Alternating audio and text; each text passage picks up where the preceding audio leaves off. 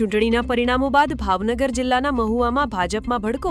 પ્રમુખની વરણી બાદ ભાજપના બે જૂથો વચ્ચે છુટ્ટા હાથની મારામારી થઈ છે. વિકાસ રોડે ચડ્યો, દેશની સેવા કરવા માટે બાજી રહ્યા છે. કોણ વધારે સેવા કરશે તે જે બાજવામાં જીતશે તેના પરથી ખબર પડશે. જેણે જેણે ભાજપને મત આપ્યા છે તેમણે આ ફાઇટિંગ સેવા જરૂર જોવી જોઈએ.